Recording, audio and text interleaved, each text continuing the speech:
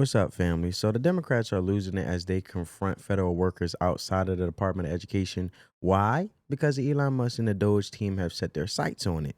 And as expected, Maxine Waters just went viral for aggressively confronting a security guard who denied them entry into the building. And if you haven't seen it yet, watch this because here she is demanding answers.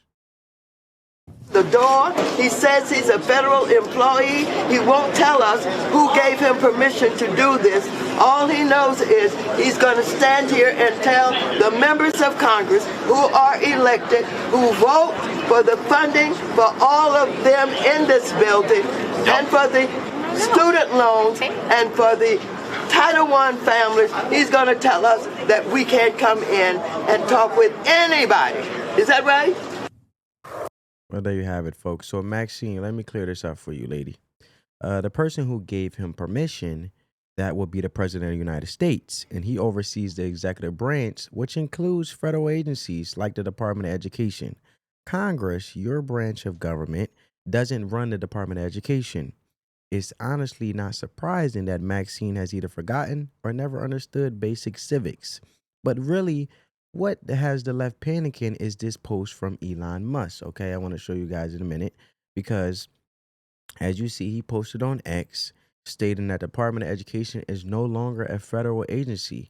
And that sent the media into a full meltdown mode. MSNBC immediately scrambled to have Democratic Representative Joanna Hayes, who's a former public school teacher, trying to do damage control on air, but in the process, she let slip the truth about what's really at stake. But I want you guys to check this out before we get to Joanna Hayes. It says they are blocking members of Congress from entering the Department of Education. Elon is allowed in and not the people. Illegal. And this is the post in regards of Elon Musk saying no such department exists in the federal government as he responded to the post.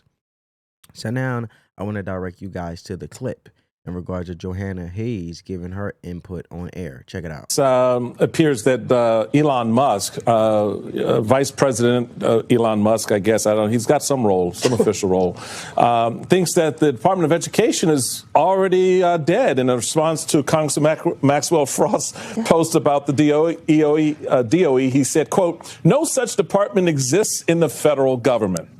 You're an educator, a former teacher of the year, someone who knows education better than most. You talked just a moment ago about the programs that are impacted both at the federal and state level.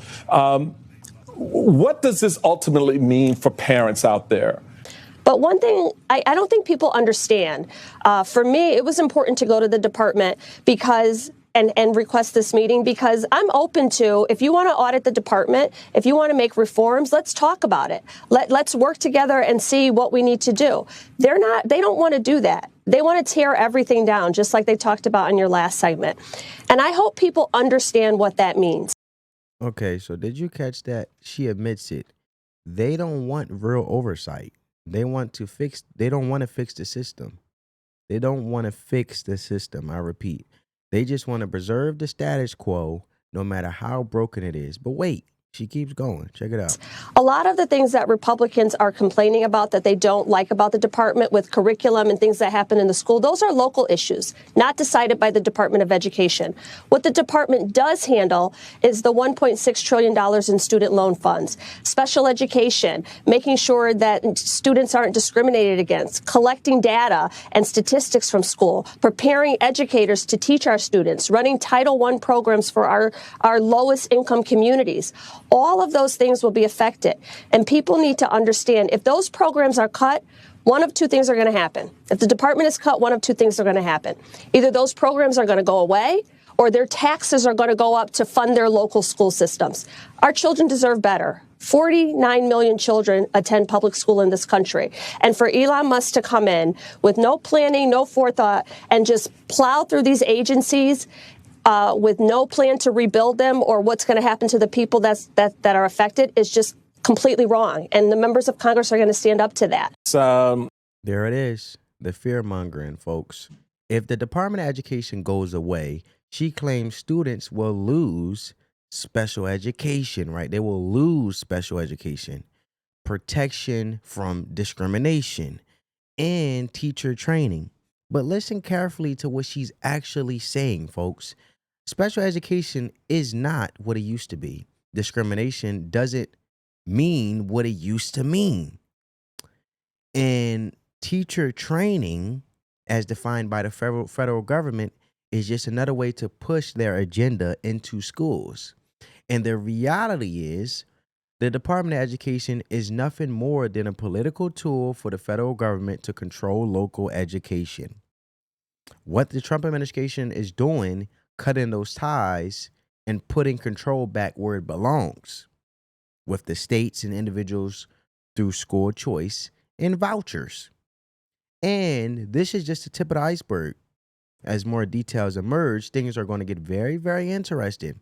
But before I close, family, because I wanted to get straight to the point and I wanted us to have a conversation, this is mind boggling as she's fighting for a Department of Education. But look at and she says she's fighting for, you know,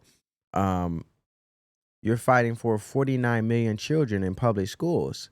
But look at the statistics. Does it justify the very thing of you not, are you going to stand up against not needing the Department of Education? Because the statistics say, according to most studies, the average American reads at a level between 7th and 8th grade, meaning most people can comprehend text written at that level of complexity. However, it's important to note that a significant portion of the population reads below a 6th grade level.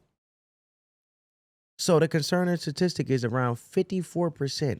Half of American adults read below a 6th grade level. And the impact, many organizations like the American Medical Association recommend writing public information at a maximum of 8th grade reading level. So, as our education is not what it used to be, and what we're ranked third in the country, we're ranked one of the third countries. Matter of fact, let's look it up. You know what I'm saying? I'm not going to sit here and America education ranking. No, not Jersey, not Virginia. We ain't talking about that. United States education ranking. The United States education ranking varies, right? So, the United States was below average in math, but above average in science.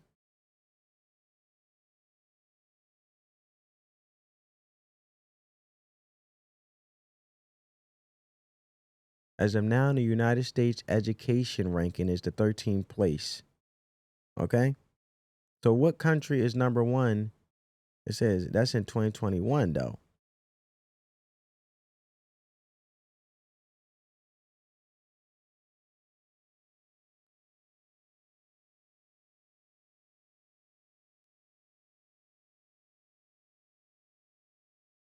But you guys get my point. The education in America has tanked. And we used to be number one, and we're not number one no more. But let me know down in the comments what you guys think. However, I just wanted to have a conversation. If you guys got some value from this video, get this video a big thumbs up. On that note, family, peace.